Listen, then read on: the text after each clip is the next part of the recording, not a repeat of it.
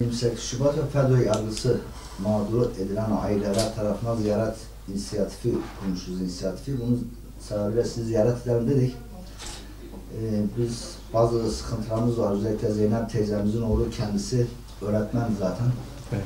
2000 yılında Hakkari'de görev başındayken FETÖ örgütü tarafından o zaman emniyet kolları tarafından gözaltına alındılar. Halen daha cezaevindeler 18 yıldır.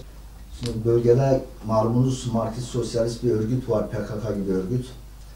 Ve JITEM, Balyoz, Ergenekon gibi bir takım oluşumlar vardı. Bunlar da birisi de tabi ayrıyeten FETÖ terör örgütü dediğimiz bir yapılanma vardı. Bunlar alanda sadece kendilerinin söz sahibi olabilmesi için gerek yargıda, gerek emniyette, gerek askerde, gerek medyada ciddi manada bazı yerleri ele geçirmişlerdi.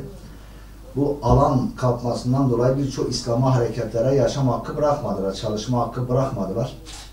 Bunlardan birçok şeyimiz var, İslami hareketler var. Bunların başında o bölgede özellikle Hizbullah hareketle bilinen cemaata bayağı bir zulüm yapılmakla beraber birçok 28 Şubat'tan olsun, gerek bunlardan olsun biz de size rapor getirdik inşallah. Bunları size sunacağız hocam. Burada özellikle Hüdapar'ın çalışmış olduğu rapor, hazırlanmış olduğu raporu size sunduk. Bu rapor en üst seviyede Cumhurbaşkanımızdan tutun aşağıya kadar bütün birimlere verilmiştir. Bizde Elazığ'da Zeynep teyzemiz olduğundan dolayı mağdur ailesi. Gerçi eşim de mağdurdu. Ben de eşim muhasebıyla bizler FETÖ yargısı mağduruz. Bunu sunduğunuz raporda zaten mahkemelerin, hakimlerin, savcıların hepsinin bilgisi var. O kararları veren bu hakimler, savcılar, emniyet güçlerinin birimleri, emniyet müdürü olsun, savcı olsun hepsi hemen hemen %90'ı şu anda cezaevinde vatan haini şeyinden gitmişler terör örgütü olarak. Bunlar hep kendi uydurma iddialarıyla bu Müslümanlara yaşam hakkı vermediler. Biz de dedik bu ailelerimizin sesi olalım.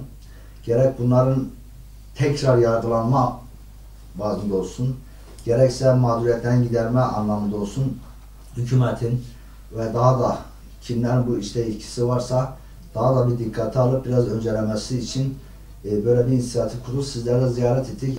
Zeynep teyzemizin evladı gibi birçok arkadaşımız da hala mağduriyet yaşamaktadır.